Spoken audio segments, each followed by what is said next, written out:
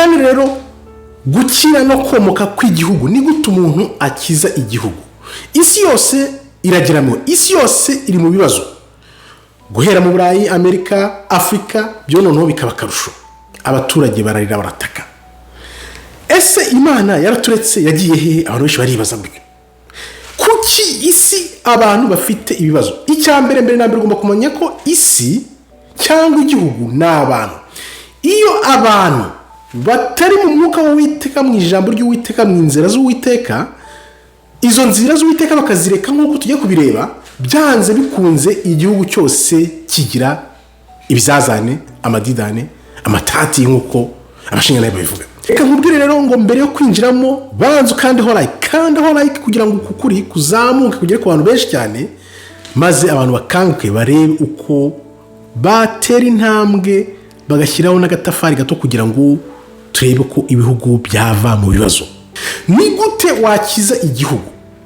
Urareba hirya no hino ukareba ukagira kababaro ukavuga ati ibi bintu ni gutya Imana yabishatse, byagenze gute? Reka duhere muri Amerika turebe icyo ibyahishuwe bitubwira. 14:8 ya Babuloni iguye iraguye. Ibyahishuwe 14:8. Marayika wundi wa kabiri akurikiraho agira ati iraguye Babuloni wa mudugudu ukomeye, iraguye Babuloni wa mudugudu ukomeye cyane, wimitse wateretse amahanga yose inzoga, iyo nzoga akaba ari inzoga y'ubusambanyi. Benshi ntabwo bumva ibintu byari byo.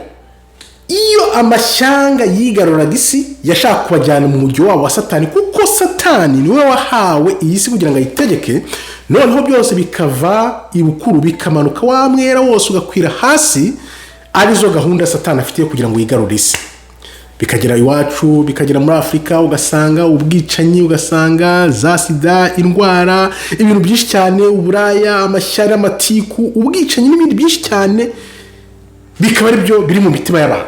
Kuki ibi bintu biri mu mitima y'abantu? Reka tubirebe mu Roma 3:10-18. Hano nibyo bibazo, ni ibibazo byose bihera byo muri Afrika. Noneho turebe ibibazo, ingorane biri mu bantu. Wumve niba warize ijambo ry'Uwiteka ukareba ibibera mu bihugu yaba bya Afrika, mu Burayi, cyane cyane tugani wacu muri Afrika, nibwo uvuga ati Mana gira ikigongo, ibi bihugu bizakira gute, bizagenda gute n'ibintu biberamo. Reka turebe Abaroma 3 kuva ku 10 kugera kuri 18. Nk'uko byanditse, ntawe ukiranuka numwe, nta muntu n'umwe ukiranuka, ntawe umenya, ntawe ushaka Imana, bose barayobye, bose bahindutse ibigwari. Ntawe ushaka, ntawe umenya, bose barayobye, bahindutse ibigwari. Ntawe ukora ibyiza n'umwe, umuhogo wabo n'imvi irangaye. Ubusabwe bw'incira buri mu kanwa kabo, bameze nk'incira mu kanwa kabo, gushyashyirana, amatiku, amashyari, ibintu bibi nk'ibyo byose. Akanwa kabo kuzuye ibitutsi n'amagambo abishye, ibirenge byabo byihutira kuvusha amaraso. Ibyo bintu ni ibintu byibereye mu bantu gusa. Akanwa kabo kameze nk'ubusabwe bw'inshira, akanwa kabo kuzuye amagambo abishye, baraseta ibirenge bashaka kuvusha amaraso, nicyo kibagenza. Kandi kurimbuka n'imibabaro biri mu nzira zabo, inzira zabo zibaganisha kurimbuka no mu mibabaro. Ntibakimenya na rimwe kubaho Uwiteka kuri imbere yabo ukundi. Urumva abantu bari mu mashyari, bari mu matiku, iminwa yabo bivamo ni ibintu bibishye, ibirenge byabo, ibikorwa byabo ni ukuvusha amaraso. Ngaho mbwira ukuntu uzakiza igihugu kibereye muri ibyo bintu uko bivugwa. Iyi mirongo nayeretswe ubwo nandika cya gitabo uko ijuru ryagejeje mu Rwanda mu 1994, jenoside yakorewe abatutsi mu Rwanda mu 1994. Nabajije Imana kumwe twibaza twese, Mana wari urihe, kuki wabyemeye? Ijwi ry'Uwiteka ryahise rinyereka Roma 3:10-18.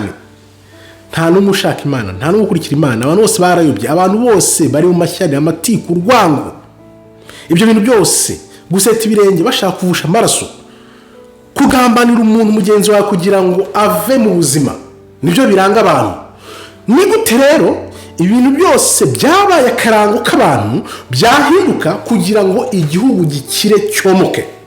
Sinzi ko abantu mubona uburemere bw'ibi bintu, mubona ibintu bikorerwa wenda n'umugambi w'Uwiteka.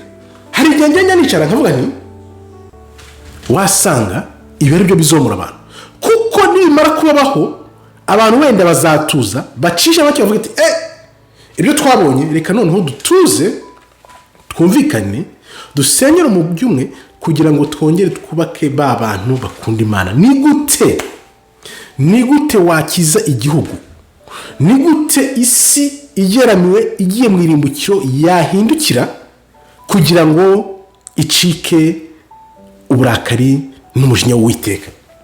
Abantu benshi hirya no hino bararirimba ngo Imana n'umwuka w'Uwiteka ameze neza, n'urukundo n'urumuri n'ibyo byose. No, ndababaza nti wa mujinya w'Uwiteka mwayiteye, ka gacuma mwanyweye kamaze gusendera neza, uwo mujinya ni wande? Nta bandi. Kuko uko Imana niba yarakoresha umwuzure kijya gihe kera ikavuga iti ntabwo yakoresha umwuzure, ubutaha izakoresha umuriro. Kuko amarira y'abakiranutsi nubwo ari mbarwa, amarira y'abantu isi irira amanywa n'ijoro yageze ku marembo y'ijoro. Kakubwira nti rero weho nicyo wabikoraho. Ikibi cyabaye icyiza, icyiza kibi kibi. Ibintu byose byagizwe akamenyero, byaramenyerewe. Umuntu agahemuka agahabwa amashyi, umuntu akicwa agambaniwe, abantu ni bisanzwe ntacyo twakora. Iyo witegereje aho isi igeze, urwo rwoba abantu barimo, ibintu barimo, uravuga uti Imana nakora iki?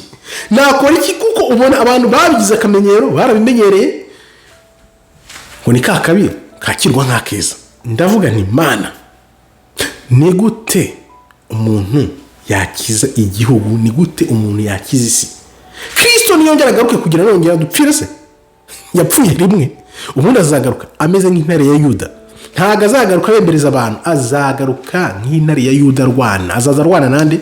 Abo bose biyimitse. Amerika umugambi urarimanije wo kugira ngo noneho babigire bibi, babijyane mu mugambi wa Satani weruye. Ntibakihishira umubisha, umubi ntakihishira na gato. Kubera iki? Kubera ko abantu bafashe ibyo bintu abakorera babigira akamenyero, biba akamenyero. Bimaze kuba akamenyero rero abantu bose babona ko nyine niko bisanzwe, niko bikoreka. Kuko sinibaza ukuntu abantu batekereza, abantu bafite umutima, nuko nyine nabo bafite ububisha muri bo, badahagurukira icyarimwe bavuga bati no, turanze. Ariko niyo maherezo, kuko byanze bikunze bitarakugeraho ubona ntacyo bitwaye. Ariko iyo bigenda bikwegera gahoro, abantu ndabazi, narabize, nanditse ibitabo birenga 5-6, nararebye, twabonye ibyabaye 94, twabonye byose. Iyo amagara aterewe hejuru bimera nka cya gikeri kiri mu mazi. Iyo amazi atangiye gushyuha boro kikumva amazi arashyuha, iyo gitangiye kumva ko amazi yishyushye cyane kigira gute? Kirasimbuka. Abantu nabo rero ni igihe gusa, ni igihe kugira ngo abantu bazavuge bati enough is enough, ibi bintu birarambiranye, reka duhagurukire rimwe, ubundi twimike icyiza, dutsinsure ikibi. Niko bizagenda, niko isi ishobora gukira. Ariko nanone tuzi ko Satani afite umugambi muremure, umugambi mubisha. Uwo mugambi rero uzateshwa nuko abantu bazakanguka bakumva ibintu, bakareba ibintu, ingaruka bigira ku buzima bwabo, yaba bw'uyu mubiri uyu munsi hano no kubw'ubugingo buzaza. Nkongera nkakubaza ni iki wakora kugira ngo ukize aho uri, igihugu cyawe, aho uri, ubuzima urimo? Ni iki wakora? Haranira yuko abantu bamenye ukuri, haranira yuko utagambana, haranira yuko umutima wawe uvanamo ishyari iryo ari ryo ryose. Fata iryo shyari ryose rikurimo uryipakurure, uvuga uti uyu munsi guhera itariki y'uyu munsi sinzongera kugira ishyari na rimwe. Buriya ishyari ni icyaha gikomeye cyane gisumba ibindi byose, gituma gitsikamira kigakumira no guhabwa umugisha wawe byinshi batakubwira. Ishyari babandi ngo babishobora gusengera ngo ibintu birakomeye ngo bize gutya na gutya. No, umuntu uzajya akubwira ngo ugiye kugira umugisha, natakubwira kubanza gufata ishyari ryawe ngo urishyire hasi, urikubite hasi, urirenge, ibyo azakubwira byose n'ibyo uzageraho byose bizaba zero. Kuko iyo ufite umutima mubi, ufite ishyari, ufite urwango, ufite bya bindi bita kuvuga sinzi gossip, biriya bintu niyo wavuga ngo uratunze umeze utenga ufite iki, ni iby'agahe gato, kuko Imana izakwereka ibyo bintu byose urimo. Wenda ni na Satani wabiguhaye, ariko igihe kiragera byose bikajya ku musenyi, kubera ko ugifite rya shyari n'urwango n'umutima mubi ufite, bya bindi bitaho nimukushe. Reka mwereke rero, dusubire inyuma ku gihugu. Icyo gihugu nk'iyo utekereje ukareba ibintu biba, yaba za Amerika, yaba mu Bufaransa, yaba mu Bubiligi, yaba mu Rwanda, yaba hirya no hino mu bihugu byose, ukareba ibyahanuwe, ibyavuzwe, ijambo ry'Uwieka ritubwira amanywa n'ijoro. Ndakubwira nti ufite imyaka ingahe? Imyaka ufite ni ingahe? 20, 30, 40, 50, 70, 80, yewe n'ijana. Narakubajije, wari wafata umwaka n'uyu n'umuvuge tubu bugingo bwanjye bundimo ngiye kuza n'ijambo ry'Uwieka, ndebe icyo Uwieka anshakaho yambwiye. Igihe utarabikora ntuzakurikire ngo ba bishop ngo bande bose ngo baragusomera ngo ayo mavanjiri ngo ibyo bintu byose birakuyobya, kuko ubwoko bw'Uwieka burimbutse kubera kutamenya. Hoseya 4:6. Bya bintu bitamenya rero nibyo bivamo kuza bijya hamwe bikajya mu muntu umwe, 2, 10, 100, miliyoni, mukumva ko niko bimeze, niko bigenda, nta kibazo, bitandiho, ntibindeba, ariko byakugeraho ugatangira gutaka. Witaka ariko bikugezeho, tangira utaka utakira abandi, uvuga uti ibi bintu birarenze, nibihagarare. Nivuga gutyo undi mugenzi wawe agatinya, kuko abantu batinyuka ari uko umwe avuze. Niyo mpamvu niyo umuntu atangiye kuvuga bamucecekesha kugira ngo adatiza umurinda abandi nabo babone ibintu bakanguke. Nabitekerejeho, nagize umutekerezo ndavuga se iyo tuvuga tuvugira iki? Nza kubona yuko iyo uvuze hari umuntu kanguka avuga ati niba kanaka ashoboye ibintu. Niyo ukoze ibintu by'ubutunzi, ntugatunga ngo wiyerekane, tunga kugira ngo wereke abandi ko ibintu bishoboka. None wa muntu kubonye uvuze uti ngewe ni gute nagira uruhare mu kugira ngo igihugu cyanjye kigarukire Imana, igihugu cyanjye cyongeye kigarukire Imana, byanye n'ute ukavuga n'ijambo nk'uyu munsi. Ndibaza ko uyu munsi hari umuntu urebye iyi video ugiye gufata nk'iminota 5 akabitekereza akavuga ati nyamara ibi bintu bishobora kutuganisha mu rwobo, tubyita imikino. Bya bintu ukandagira ngo mu ruzi warwitaga ikiziba, siko bimeze.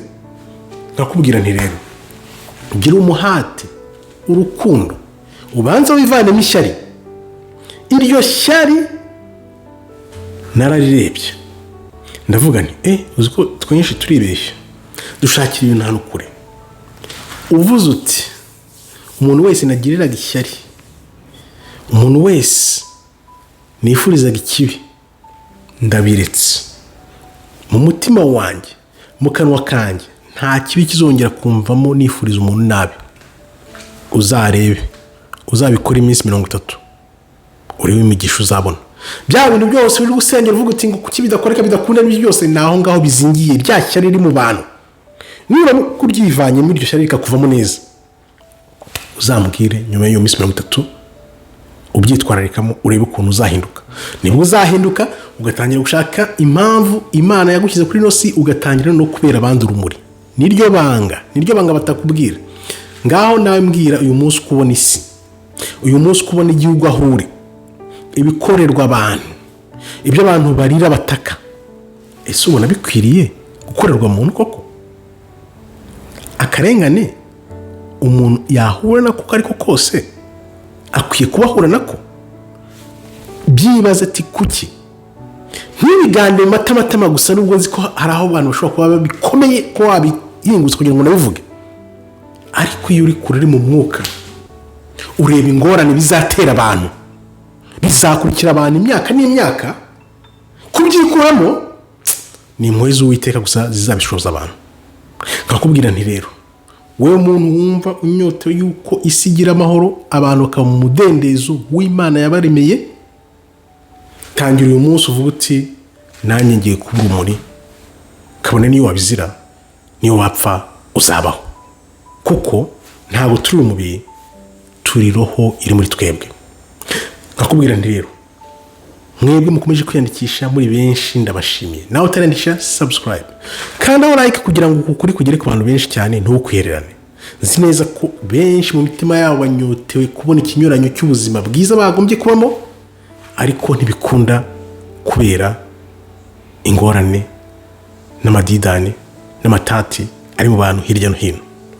Nkakubwira nti rero, komera wihangane, nta juru ridacya.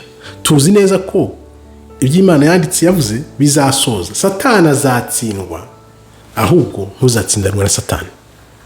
Umujye mu gatebo kamwe, uzakurikira urumuri kugira ngo urumuri ruzakuvane muri uwo mwijima. Nkambashimiye rero, Imana ikomeze barinde. Shalom shalom, toda raba, tov meyod.